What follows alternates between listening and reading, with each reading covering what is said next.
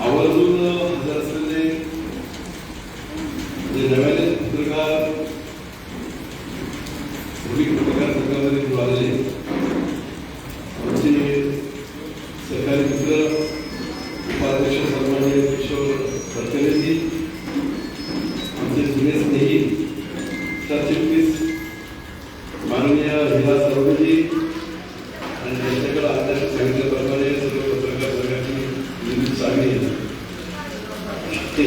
माझ्या सगळ्या मित्र प्रसाद पारसेजी, मंचावर असलेले ज्येष्ठ लेखक संपत जाधवजी, ज्यांनी या ठिकाणी अत्यंत पोटतिडकीने अण्णाभाऊसारखे आपल्याला समजून सांगितलं, ते ज्येष्ठ विचारवंत नाईक साहेब,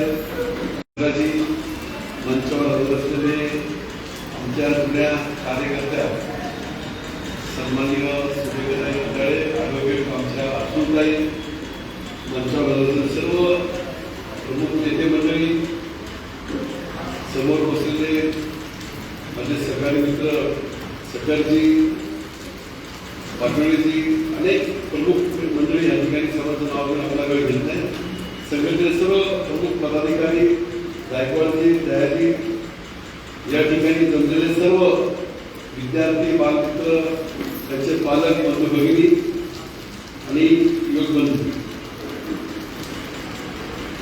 अण्णाभाऊ साहेबांच्या स्फूर्तीने अविनाशी सांगितल्याप्रमाणे गेल्या अनेक वर्षापासून या ठिकाणी साजरा करत असताना समाजाला पोषक असा कार्यक्रम झाला पाहिजे.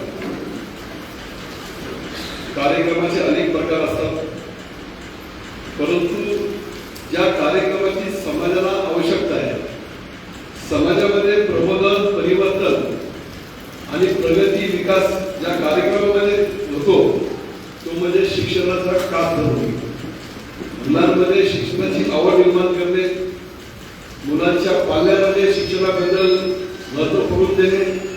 आणि म्हणून गेल्या 34 वर्षाच्या अगोदर या ठिकाणी जेव्हा आम्ही पाहिलं की समाजामध्ये शिक्षण फार कमी आहे आणि शिक्षणाशिवाय पर्याय नाही, आदरणीय वंदनीय परमपूज्य डॉक्टर बाबासाहेब आंबेडकर असतील, अनेक महामानवांनी या ठिकाणी शिक्षणाचं महत्त्व पडून दिलेलं आहे, परंतु जयंती म्हणलं की त्या ठिकाणी मोठ्या संख्येने कार्यकर्ते येतात, नाचत गाजत येतात, डीजे लावत येतात, गर्दी होती, पण त्या महामानवांच्या विचाराच्या बद्दल तुम्ही काय बोलतच नाही.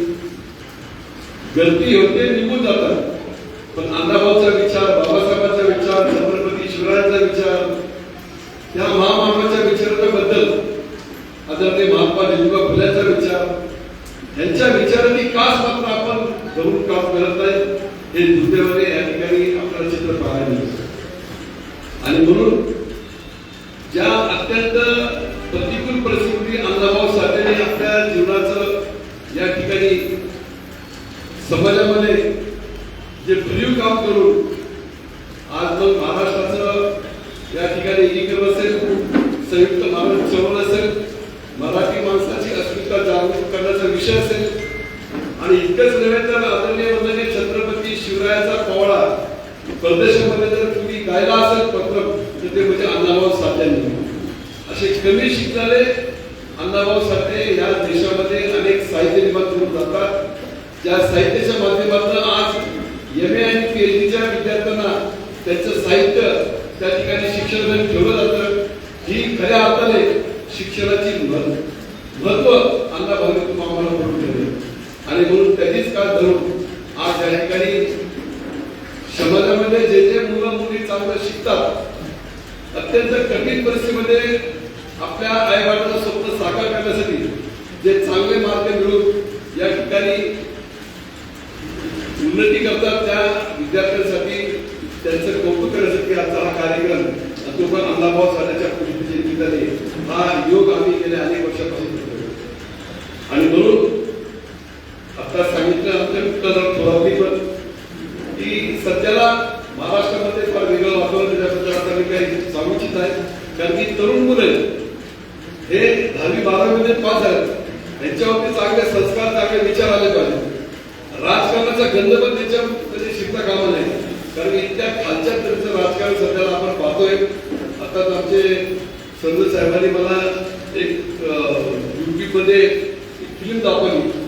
ती एक व्यक्ती सोनम वांगचुक यांनी विद्यार्थ्यांना न्याय देण्यासाठी जे पेपर फुटीचं प्रकरण देशामध्ये गाजतंय, जे अभ्यास करून विद्यार्थी चांगल्या मार्गाने पास व्हायसाठी पाहतात, परंतु चुकीच्या मार्गाने लाखो रुपये खर्च करून त्यांचे पेपर बाहेर जाऊन आज वैद्यकीय क्षेत्रामध्ये चांगल्या तऱ्हेचे डॉक्टर निर्माण होण्याच्या ऐवजी जर खोटे डॉक्टर आणि डुप्लिकेट डॉक्टर तयार झाले तर तुमच्या आमच्या जीवाची काळजी कशी कोण घेणार, कोणते डॉक्टर घेणार?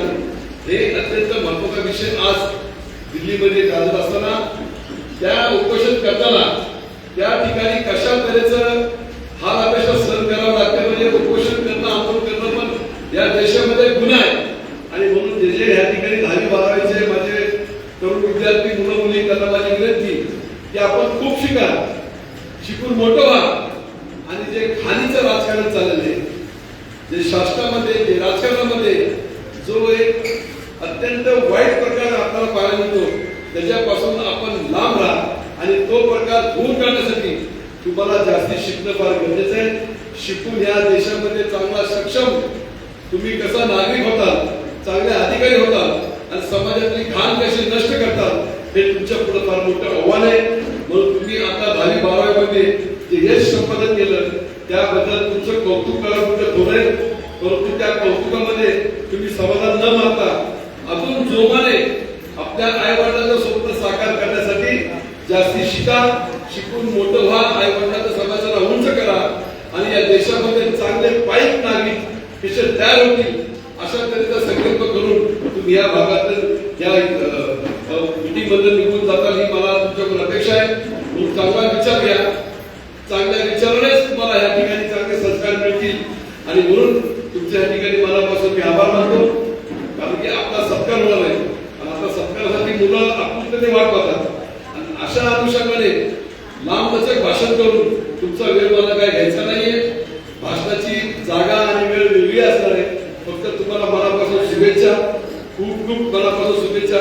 चांगलं शिका, शिकण्याबरोबर आपल्या आरोग्याची काळजी घ्या. शिक्षण घेत असताना आपण आरोग्याकडे दुर्लक्ष करू नका, कारण की आरोग्य चांगलं असेल तरच त्या ठिकाणी तुम्ही मोठं होऊ शकता. नाहीतर मग काय, डोळ्यामध्ये दिसत नाही, पायाला चालता येत नाही, हाताला ताकद नाही, असे विद्यार्थी नाही पाहिजे. भारताचे विद्यार्थी सक्षम पाहिजे, मजबूत पाहिजे, मनाने आणि हृदयाने आणि बुद्धीने पण मजबूत पाहिजे. त्याकरता शिक्षणाबरोबर आपली आरोग्याची काळजी घ्यावी ही तुमच्याकडून मी अपेक्षा बाळगतो. आपल्या सर्वांना मनापासून खूप खूप शुभेच्छा.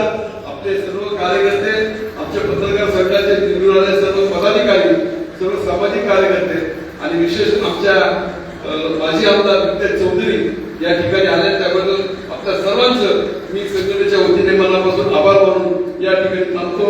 जय हिंद, जय भीम, जय भारत.